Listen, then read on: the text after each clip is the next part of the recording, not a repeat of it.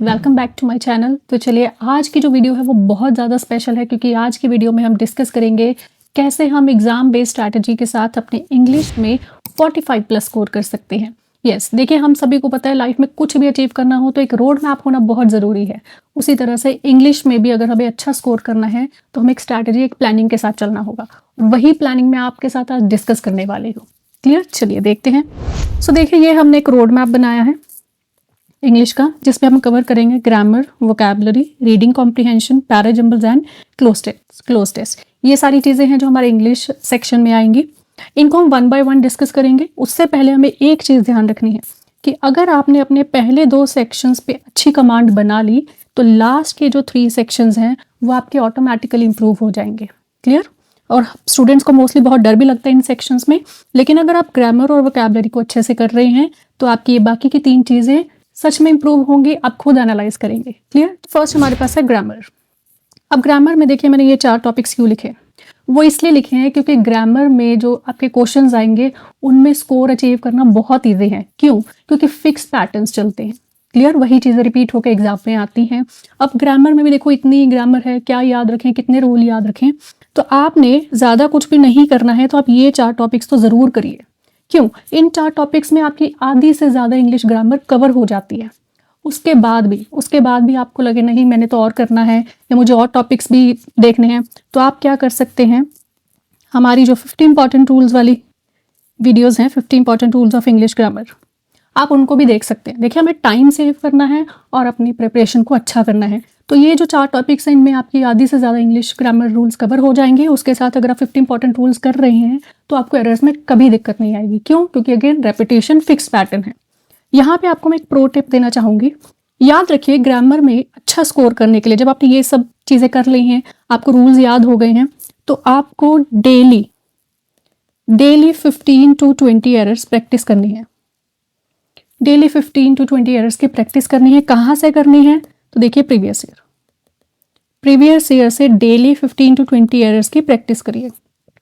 15 to 20 नहीं कर सकते, 10 to 15 तो ज़रूर करिए, लेकिन डेली करने की हैबिट डालनी है, तभी एक्यूरेसी बढ़ेगी। क्लियर? नेक्स्ट सेक्शन आता है हमारे पास वोकैबुलरी। बहुत टफ लगता है, कैसे याद करें? तो देखिए वोकैबुलरी के याद करने के लिए भी आपके पास 3 तरीके हैं। पहला आता है रूट वर्ड्स। रूट वर्ड्स कैसे हेल्प करेगा? तो देखिए मैं एक एग्जांपल लेती हूँ। जैसे मैंने वर्ड लिखा बेनी, इसका मतलब क्या होता है? गुड। अच्छा, अब देखो आपने वर्ड पढ़ा बेनोवलेंट, आपने वर्ड पढ़ा बेनिफिट। क्लियर? तो हमें एक आइडिया लग जाता है। रूट वर्ड से ना हमें चाहे प्रॉपर मीनिंग ना पता लगे लेकिन आइडिया लग जाएगा इस वर्ड का कंटेक्स्ट क्या है।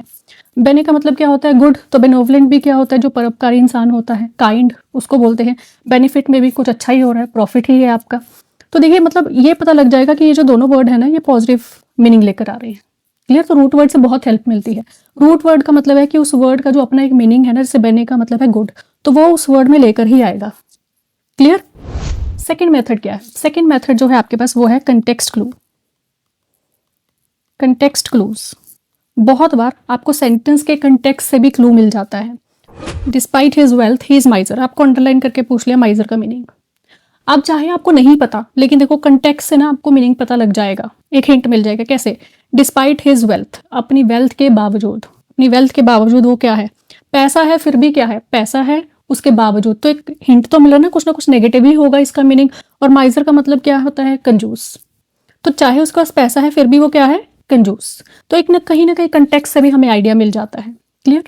थर्ड, न्यूज़पेपर रीडिंग बहुत ज़रूरी है। इसके देखो कितने फायदे होते हैं। एक, आपको न्यू वर्ड्स मिलते हैं। दूसरा, आपकी रीडिंग स्किल्स अच्छी होती हैं जो आपको रीडिंग कॉम्प्रिहेंशन में हेल्प करती हैं। और तीसरी, आप सेंटेंस फॉर्मेशन सीखते हैं। बहुत बार एरर्स में ना पढ़ के ही पता लग जाता है कि कहाँ मिस्टेक है। अगर आप न्यूज़पेपर पढ़ रहे हैं, आपकी सेंटेंस फॉर्मेशन इतनी अच्छी हो जाती है कि आपको पढ़ के पता लग जाता है कि कहाँ पे मिस्टेक है। चाहे आपको ये ना पता लगे कि वहाँ एरर क्या है, लेकिन आपको पढ़ के पता लग जाएगा कि यही मिस्टेक है। तो न्यूज़पेपर से भी बहुत हेल्प मिलती है। तो ये 3 तरीके हैं वोकैबुलरी करने के। पहला रूट वर्ड, कंटेक्स्ट से आपको क्लू मिल सकता है, और न्यूज़पेपर से। क्लियर? नेक्स्ट है हमारे पास रीडिंग कॉम्प्रिहेंशन। अब इसे कैसे करना है? बहुत तरीके होते हैं, हर किसी का अपना तरीका करने का, लेकिन एक अगर हम बात करें क्या स्ट्रैटेजी है, जो हम बेसिक स्ट्रैटेजी की बात करें जो हम फॉलो कर सकते हैं।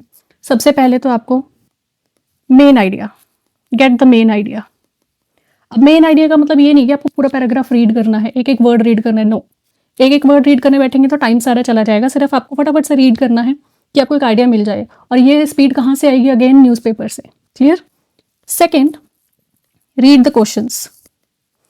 अब आपको जब आपने रीड कर लिया ना, एक आइडिया ले लिया, अब आपने क्वेश्चंस रीड कर लिए। क्वेश्चंस रीड कर लिए, अब पहले आपने आइडिया ले लिया, क्वेश्चंस रीड कर लिए, अब आपको पता होगा कि आपको कहाँ पे जाके हिट करना है। क्लियर? थर्ड, अब आपने क्वेश्चंस भी रीड कर लिए, अब आप जाइए कहाँ पे, किस लाइन में आपको कहीं ना कहीं वो बात मिली थी। Match the line in the paragraph.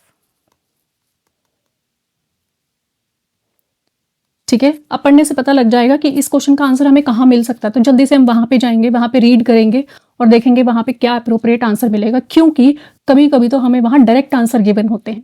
Clear? यहां पे प्रो टिप आपके लिए क्या है? Don't waste time. Don't waste time. आपने पैराग्राफ रीड कर लिया, क्वेश्चन रीड कर लिए और क्वेश्चन का आंसर ढूंढ रहे लेकिन फिर भी मिल नहीं रहा है या आपको समझ नहीं आ रहा है। ठीक है? तो उस पर टाइम नहीं वेस्ट करना है। नहीं मिल रहा है, 1 मिनट से ज़्यादा तो लगाना ही नहीं है। नहीं मिल रहा है तो कोई बात नहीं, नेक्स्ट क्वेश्चन पे चले जाओ, बाद में आ जाना, लेकिन टाइम नहीं वेस्ट करना है। वहाँ पे अड़ी नहीं लगा के बैठ जानी कि नहीं नहीं मैं तो अभी क्वेश्चन सॉल्व करके जाऊँगा, ऐसा नहीं करना है बिल्कुल भी। क्लियर? नेक्स्ट है हमारे पास पैराजम्बल्स। पैराजम्बल्स, यहाँ पे स्टूडेंट्स बहुत ज़्यादा पैनिक हो जाते हैं कि कैसे करना। देखिए बहुत सिंपल है।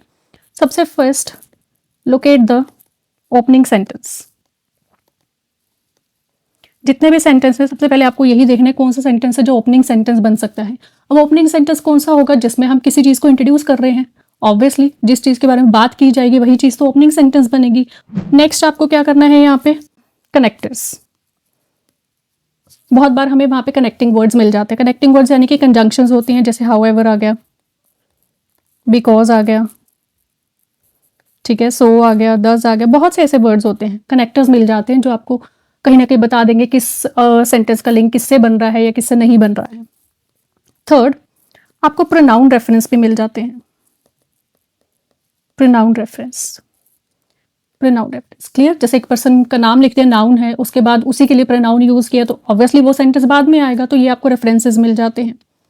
फोर्थ, आपको ध्यान रखना है कि flow, keep flow of the sentences, कि आपने जो अरेंज किया है वो फ्लो सही होना चाहिए। फ्लो होना चाहिए यानी कि सही अरेंजमेंट बनना चाहिए। नेक्स्ट है क्लोज टेस्ट। यहाँ पे भी बहुत डर लगता है स्टूडेंट्स को, कैसे करें, इतने ऑप्शंस होते हैं। तो देखिए यहाँ पे हमारा कोर मेथड होता है। कोर मेथड में सबसे पहला सी क्या है? कंटेक्स्ट। कंटेक्स्ट यानी कि रीड करो, रीड करो उस पैसेज को और उसका कंटेक्स्ट देखो। कंटेक्स्ट मतलब कैसा कंटेक्स्ट है, पॉजिटिव तो पॉजिटिव वे में है, नेगेटिव है, कैसा कंटेक्स्ट आपको समझ में आ रहा है। उसके बाद ऑब्जर्व, क्या ऑब्जर्व करना है? Tone and tense. टोन यानी कि पॉजिटिव वे में चल रहा है, नेगेटिव कंटेक्स्ट में चल रहा है, और टेंस देखिए प्रेजेंट है, पास्ट है, फ्यूचर, किस चीज़ की बात हो रही है।